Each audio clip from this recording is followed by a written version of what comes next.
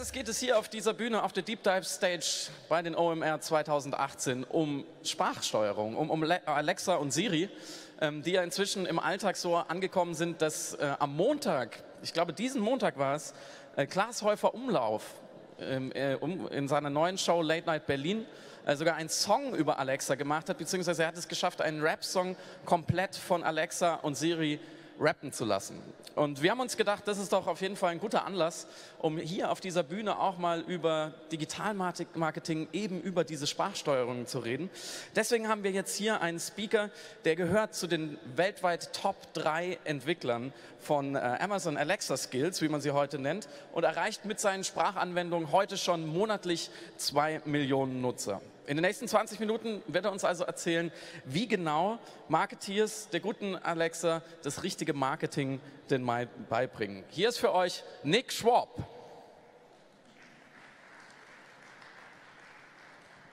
Hey. Hi. Thank you. So, this is your stage. This is your audience.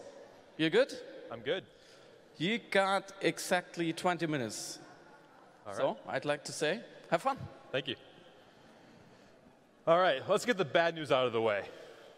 Everything you know about UX is wrong. All right, that might be a bit of a stretch. But the reality is that UX is changing as we know it. More people are using voice as the user experience. They have devices like Amazon Alexa or Google Assistant in their home or in their car or in their office that they're interacting with apps on a daily basis. Devices like Amazon Alexa, Google Home, they're pretty cheap. $50 and you can get a device. And it's effectively changing the way that users interact with apps. No longer are we looking at our phones to figure out what apps we want to use and how we want to interact with them. We're actually using our voice. And developers are flocking to these platforms as well. On Amazon Alexa, there's over 30,000 apps in the US. Google Home, I'm not quite sure what the numbers are, but it's picking up steam. And Apple HomePod, well, not really. You can't actually build apps for that yet. So a little bit about myself. My name is Nick Schwab. I'm a senior software engineer at Ford Motor Company. I actually work on the software that you use when you're in the car and you're touching the screen. And I help third-party app developers build apps for the vehicle. In my spare time, I'm the founder of a company called Invoked Apps, building voice-based software for Amazon Alexa, Google Home, and Microsoft Cortana. I'm also an Amazon Alexa champion and a Google developer expert for both Amazon Alexa and Google Assistant. I've published over 50 Amazon Alexa apps, 15 Microsoft Cortana apps, and 10 Google Assistant apps. When I published my first Alexa app in March 2016, I only had about 50 monthly users. So it's nothing to call home about, right? The platform was really young. There weren't that many users yet. But as time went on and I built more apps, that changed. When I released a second app just a month later, I had 600 monthly users. So at this point, I built an app that not only users want more, but I also saw that more and more consumers had devices to actually use these apps. A few months later, I built my first ambient noise app. I moved into an apartment, and a couple months later, a really noisy neighbor moved in above me and started waking me up at 5 in the morning every single morning. And let me tell you, I really love my sleep, so that was pissing me off. So in October 2016, I released that first ambient noise app to about 12,000 monthly users. So that was a real waking point for me. I knew that I reached a niche in the market, and I needed to double down on this. So over the course of the next few months, I actually released more ambient noise apps. And by August 2017, I had 25 Alexa apps. Many of them were ambient noise variations. And I had 600,000 monthly users. Now, fast forward to today, about 7 months later, and now I have 2 million monthly users across about 50 apps. And I'm streaming about 1 petabyte of data per month based on audio streams. And as you might imagine, that costs a fair bit of money to stream 1 petabyte of data a month. But at the same time, back in July, I got a call from Amazon saying, hey, we're going to start paying you for your apps. And my reaction was, whoa, really? Not really. My reaction was actually, holy shit, because the amount that they wanted to pay me was actually pretty generous. So I actually, before coming here, I actually bought a house, thanks to part of that money. And then 7 hours later, I boarded a plane to come to Hamburg. So enough about me. Let's talk about designing voice apps and how to make great experiences with voice apps. The first thing that you want to think about is, why do consumers use their devices? 46% of them use them for playing music or hearing audiobooks. 29% use them to control smart home devices like light switches, garage doors, table lamps, things like that. And another 29% use them to play games, more often in their living room. And then about 26% use them to hear news and podcasts, maybe on their way to work or while they're cooking in the kitchen, things like that. And once you figure this out, you have a target audience of who's going to use your voice app. So now you can start designing what voice interactions those users will take with your app. So for example, let's take this app, ambient noise, and an example phrase that a user might speak to it. So a user might say, ask ambient noise to play rain sounds. So this is an example invocation phrase, and it's broken into different parts. The first part is the invocation name. That's what you call your app and how users will call your app every time they use it effectively. This needs to be something that is memorable, because we can't just pull out our phone like we do typically during the day and open up our app drawer and see a list of apps that we have to remind us of what we have. With voice apps, it's all based on memory. You have to remember which apps you have and continuously invoke them by the same name. So it's important that this is memorable. A couple examples here of poor invocation names, Starfish Band and Lucky Dip. You can't really tell what these apps do based on the name itself. Whereas an app like Thunderstorm Sounds or Song Quiz, you're much more likely to be able to know exactly what it does without looking at the app description.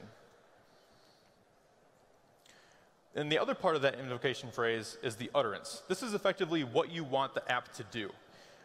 So in the example, I said play rain sounds. It's important that these utterances are natural in the way that you interact with them. Just as we talk to other people in our everyday lives, we use different ways of saying the same thing. So your app needs to be able to support that as well. You might say, play rain, or play rain sounds. I want to hear rain, give me rain sounds, relax me with rain. There's a variety of different ways that you can mean the exact same thing. So making sure that you program for these is super important. And then every part of an utterance, or some parts of an utterance, have what's called an entity. This is a value that might change throughout the utterance. So in my example, rain was my entity, but it could be, thunderstorms, babbling brook, ocean waves. And then as users are using your voice app, you want to give them guidance. The first time they come to an app, they usually don't know exactly how to use it, so you kind of want to train them. If it's a game, you might want to tell them how the game works or the instructions of the game. Provide some example commands that they can say to kind of get them on their way and learn more about how using the app. And offer them contextual help along the way, so that no matter where they are in the voice experience along using your app, they can ask for help and get instructions that are relevant exactly to where they are in that experience. And make sure that your app has adaptive behavior. Just as you wouldn't want to come up to a person that you know really well and have them introduce themselves to you over and over and over again, the same should happen with your voice apps. The first time they come to your app, you want to give them a little bit more details about what they can do. You might say, welcome to ambient noise. I can play sounds like rain, thunderstorms, ocean waves, and many more. You can also say list for a full list of sounds. Which sound would you like? So this provides context of, one, what the app does, and gives them a hint of how they can figure out what more can it do. And then the next time they come back to the app, you kind of want to streamline the experience. So you might just say, welcome back. Which sound would you like? Believe it or not, this initial 5-second interaction, converting it back to a 2-second interaction, makes the experience feel a lot better as a user. That 3-second difference can really, it makes you impatient if you hear the same welcome over and over and over again. So streamlining it is very, very important. And you want to be multimodal. So when we think about voice experiences, we think about just using our voice. But the reality is there are a lot of devices out there, like the Amazon Echo Show and the Echo Spot, that have screens. And you want to take advantage of those. You can have a visual list that you can actually tap on one of the items to initiate the experience of the app. And building for these multimodal experiences isn't that difficult. So really just take the extra day or 2 days of development time and do it, because it'll make the experience a whole lot better when you have that screen on your device. And something else that's really, really important is making sure that your app responds like a human would. Similar to the way when you first come to the app, every time you don't want to hear the same welcome message, you don't want to hear the same response every time a user speaks something to your app. You kind of want to change it up a bit. Great job, nice work, well done, way to go. These variations make the app feel much more human and is a great way to retain users over a long period of time. And make sure your app provides concise messaging. More often than not, bad apps give users too much information. You want to keep the information simple and effective. So if somebody asks, what's the weather, you might just give them the current temperature and then say, would you like to hear a more detailed report? And then that could go into the wind speed, the low and high of the day, things like that. All right, let's change it up a bit. Can anybody tell me what happened here? There was a linear growth of user reviews for one of my skills, and then there was a sudden spike, which increases to 6,100 reviews over the course of just a few months. Anybody have any guesses to what happened? Yeah? What's that? Reading an article? No, I started asking my users for reviews. Who would have thought, right? So asking users for reviews causes a dramatic increase in user reviews, and asking them for a 5-star review actually works. Like 98% of those reviews that I got when I started asking people were 5 stars. And you want to do this at the end of a session, at the end of a positive experience in your app, or when you've identified the user as being highly engaged. These are all times when a user is most likely to leave you a really good review on your voice app. And you only want to do this about 2 to 3 times per user. And you want to leave about 5 days in between sessions, or how many times they've used your apps over a period of time. That way they don't hear the request to leave a review back to back. You want to make sure there's a time duration between there. And when it comes to voice apps, SEO works a little bit differently than you would think with a typical web. Things like keywords and number of reviews don't actually have a large effect on how your app is ranked in the store. But things like the average review rating and your app name and the number of active users play a really important role in making sure your app gets discovered. And being in Germany, actually, you guys have a really good opportunity, because right now there aren't a whole lot of apps for Amazon Alexa. Only about 7.7% of all Alexa apps are available in Germany, whereas the majority are based in the US, and the UK about half of that. So making your voice experiences accessible in many different regions, many different languages, is a great way to expand your user base. And there's some incentives for building apps too. Actions on Google, they're currently rewarding you with about $200 in monthly credit for up to a year to build your voice app.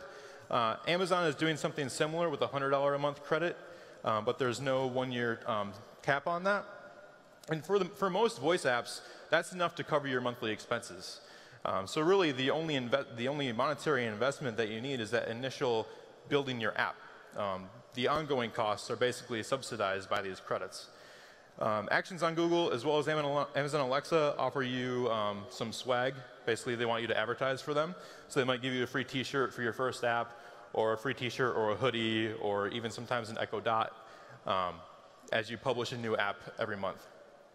And Amazon Alexa, as I said before, they offer payouts every month for the top engaging apps. It's up to $5,000 per region per month. So if you have an app that performs very, very well, let's say it's a game that performs very, very well in both the US and in Germany, you could earn $10,000 in that month. So it's not easy to do, but building voice apps can actually be a professional career. And here's some resources to help you get started. There's some open source libraries from both Amazon Alexa and Google officially. You can see the links up there. I've also released a few open source applications for a few different platforms. Google Assistant, Amazon Alexa, Microsoft Cortana. You can get those on my GitHub. There's a few developer Slack groups. There's one for Amazon Alexa that has, I believe, 1,800 users in it. It's a pretty active community, and we're all there to help each other build apps and test apps. And also GoogleSlack.com. It's another developer community specifically for Google Assistant. And the same thing there. We're all there to help each other out. So feel free to join those communities to get an idea of what app you might want to build, testing it, getting feedback. Everybody's there to help. And with Amazon Alexa, they also offer office hours calls every Tuesday at about 10 p.m. I think that's Central European time. I'm from the US, so excuse me. So try that out. I'm Nick Schwab from Invoked Apps. Feel free to email me directly. I'd be happy to talk with you about building Alexa apps, building assistant apps, and help getting you started. I also build apps professionally, so if you want to contract me out, I can do that. But for the most part, I really recommend building your apps in-house, because those are the best experiences. You know your brand more than anybody else. So take advantage of that. Reach out to me. I'll be around after this talk. Looking forward to talking to you. Thank you. And who wants an Echo Dot? First hand went up. Oh, that's nice. Thanks, Nick, for the talk. So we have a little bit of time left, so please let me do a request to you. Yeah. Because I need an app. I need you to design an app for me, because the one voice app I need is, you know, in the morning you get dressed, you showered, you had breakfast, and you want to leave the house, and then you start thinking about all the things you need before you leave, the tiny little things like your cell phone, your keys, I don't know, chewing gums, your wallet, whatever, your key card for the job, whatever. So it's always like 4 or 5 little devils hunting me because they're scattered all over the flat. What I need you to do is to design an app which, I don't know, via RFID, so I can tag these little things, and then I just ask like the app, like, what do I need? It's Tuesday morning, and the app knows, and she knows where it is in my flat. Is that possible? Yeah, there's actually already an app out there that does that. Have you heard of Tile? You changed my life. What's it called? Tile. Have you ever heard of it? It's a little like keychain device that you can attach to different objects. They actually have an Amazon Alexa app, so you can say, Alexa, where are my keys? And it'll start ringing that little tile that's attached to your keys. But the thing is, I already know I need my keys. What I need is like my grandma used to do, that she always asked me, like, what do I need? That would be even better. Is that possible? Yeah, absolutely. Yeah, you could make an app that you open it up for the first time and it asks you, what do you need to remember? Right? Yeah. And then you say, all right, I need to remember my keys, my wallet, and my laptop. So it's learning. Yep. So and you could teach it over time. Yeah.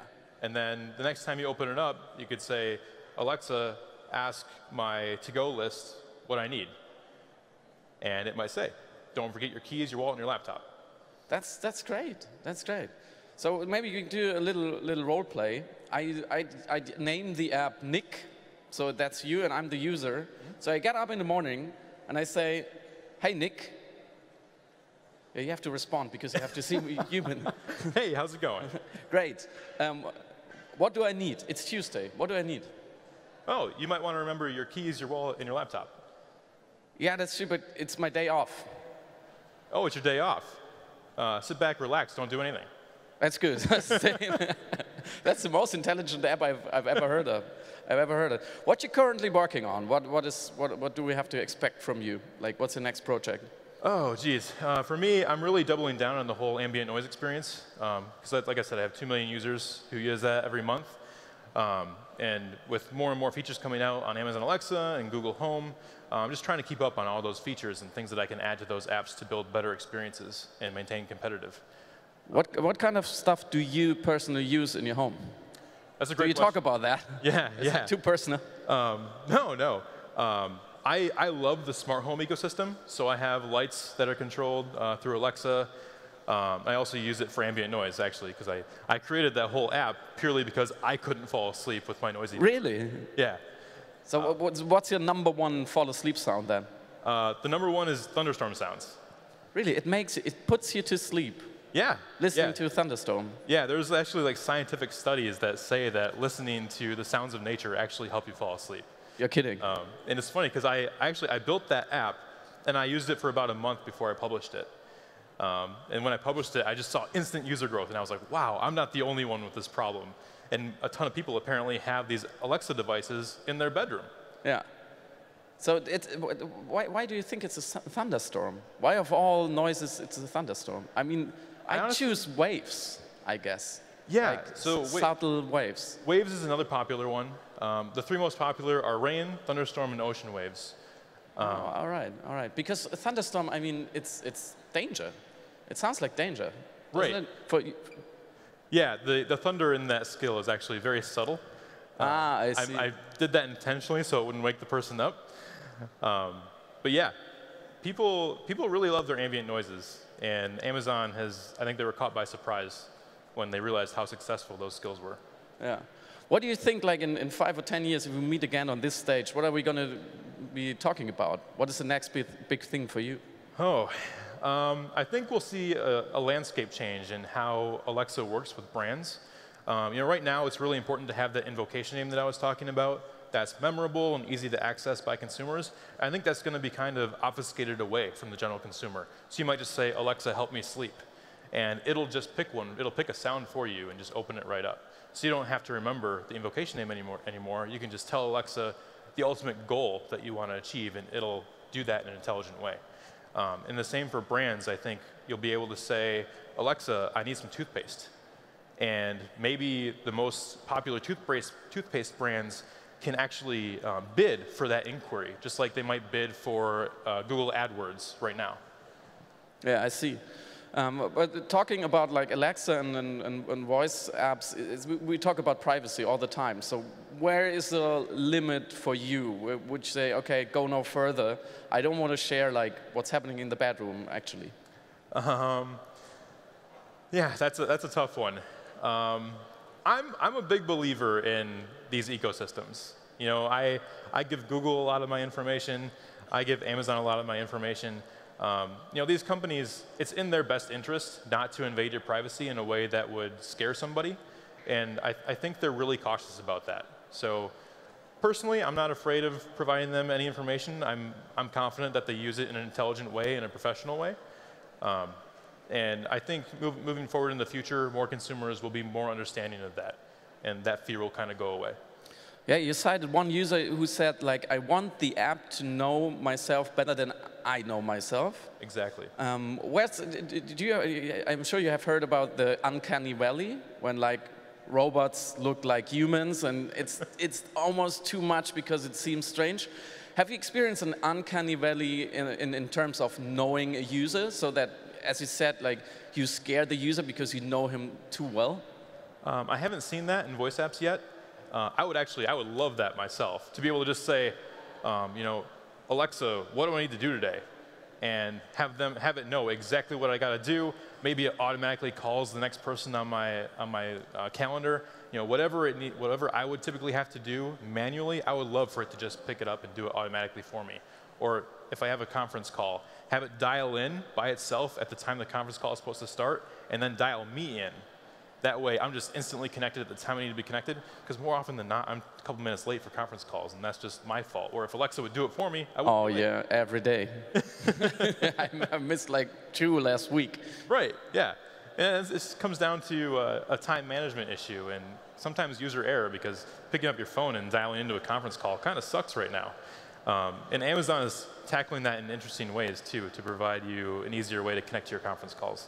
I think we'll see that all come together into a more robust user experience over the next 1 to 2 years. Yeah, that would definitely be something for me and help me with my life. Nick, thanks very much for coming here. I hope you have a lot of fun on the festival. Do you have any highlights, any hints, what you're going to see today? I would say keep up to date with all the voice talks that are happening. I know there's a couple Amazon Alexa talks, and they're going to have some interesting content. So be sure to follow up on those. Great. But first, you're going to be around, you said, like people can approach you? Absolutely. Yeah, I'll be around probably for another hour or so. Feel free to come up to me and ask me some questions. So get in touch with Nick, and yeah, have a great day. Thanks. Thank you. Bye-bye.